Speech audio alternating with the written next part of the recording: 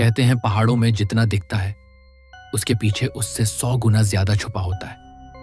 और मैं, आरव, कभी नहीं सोच सकता था कि एक रिसर्च ट्रिप मेरी जिंदगी बदल देगी। उस रात हम दोनों, मैं और मेरी दोस्त रिया, देहरादून के जंगलों में एक पुरानी लोक कथा को खोजने निकले थे, यक्षिणी की कथा। पर हमें नहीं पता था कि हम सिर्फ एक कहानी नहीं, एक मौत का सच जगाने जा रहे थे।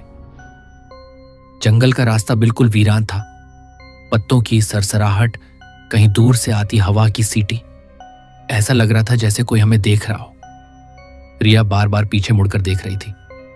आरव, मुझे अच्छा नहीं लग रहा, वो धीरे से बोली। मैंने हिम्मत दिखाते हुए कहा, आ रहा ये, बस थोड़ा आगे, वहीं वो जगह मिलनी चाहिए जहां यक्षिणी दिखी थी। लेकिन अंदर से खुद कांप रहा था। करीब आधे घंटे बाद एक टूटा हुआ मंदिर सामने आया, आधा ढहा हुआ, पर उसके आसपास अजीब सी गर्म हवा बह रही थी, जैसे किसी ने अभी अभी वहां पूजा की हो। मंदिर के पत्थरों पर उंगलियों जैसे लंबे निशान पड़े थे। इस जगह में कुछ था, कुछ ऐसा जो इंसानी नहीं था।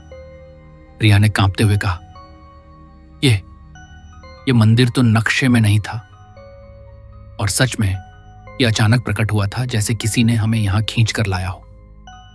हम दोनों मंदिर में कदम रखने ही वाले थे कि मेरी टॉर्च की रोशनी किसी लाल चीज पर पड़ी। एक पल को लगा कोई और इंसान है, लेकिन जब वो चीज पीछे से हिली तो मेरी सांस रुक गई। वो एक औरत थी, बेहद खूबसूरत, लाल बनारसी सादी में, लेकिन उसके कदम जमीन को छू ही नहीं रहे थे। रिया ने दबी आवाज में कहा, आरव, वो पैर नहीं रख रही। उसने धीरे धीरे हमारा रुख किया।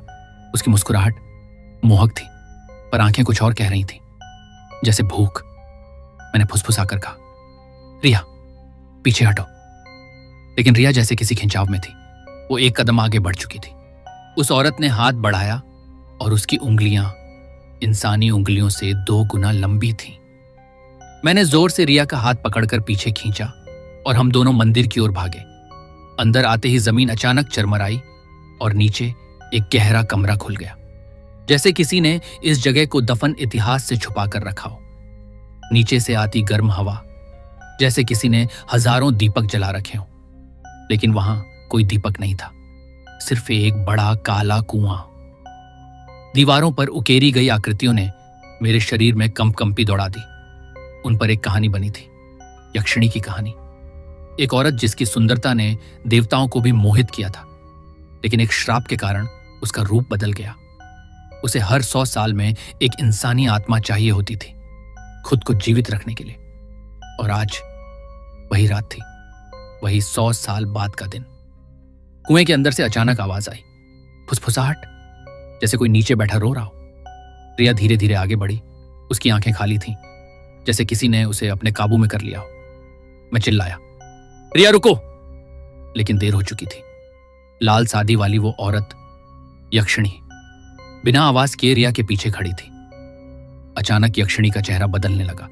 उसकी आंखें लाल हो गईं, दांत लंबे, और उसकी त्वचा काले धुएं जैसी फटने लगी। मैंने ऐसी डरावनी चीज कभी नहीं देखी थी। वो रिया की तरफ बढ़ रही थी, जैसे उसे चुने हुए बलि की तरह देख रही हो। मैंने हिम्मत करके एक बड़ा पत्थर उठाया और यक्षिणी पर फेंक दिया। इससे वो कुछ पल के लिए पीछे हट गई। मैंने रिया को पकड़कर खींचा और मंदिर के बाहर दौड़ा। पीछे मुड़कर देखा, यक्षिणी साए की तरह हवा में उठकर हमारी तरफ बढ़ रही थी। वो इंसान नहीं थी, वो गति इंसानी नहीं थी। हम दोनों अंधेरे जंगल में भाग रहे थे। टहनियां टूट रही थीं, हवा तेज हो चुकी थी। यक्षिणी कभी पेड़ों के ऊपर, कभी जमीन पर, कभी हमारे सामने आ जाती। उसकी आवाज, तुम नहीं जा सकते, राज खुल गया है, वो आवाज भीतर तक चीर देती थी। भागते भागते हम पहाड़ी के किनारे पहुंच गए। सामने गहरी खाई थी, पीछे यक्षिणी। तभी रिया ने जेब से एक छोटा तावीज निकाला। उसे अपनी दादी ने दिया था। आरव, वो कहती थी, ये बुरी आत्माओं को रोकता है, वो भर्राई आवाज में बोली। मैंने बिना सोचे उसे हवा में उठाकर मंत्र बोलने की कोशिश की, जो मैंने दीवारों पर पढ़ा था। एवं क्षमा स्वाहा। ताबीज तेज रोशनी से चमका और यक्षिणी चीख पड़ी। उसकी त्वचा जलने लगी और उसके अंदर से जैसे हजारों परछाइयां निकलकर हवा में गायब हो गईं। वो धीरे धीरे धुएं में बदल गई। कुछ ही सेकंड में वहां कुछ नहीं बचा था। हम दोनों खाई के किनारे बैठ गए, पूरी तरह टूटे हुए। रिया रो रही थी। मैंने उसे संभाला, लेकिन तभी मेरे पीछे किसी ने धीमे से कहा, आरव। मैं झटके से मुड़ा, लेकिन वहां कोई नहीं था। शायद यक्षिणी गई नहीं थी, या शायद उसका राज अभी पूरा खुला ही नहीं था। और आज भी कभी कभी रात में मुझे वो आवाज सुनाई देती है, राज नहीं बताते, उन्हें जिया जाता है।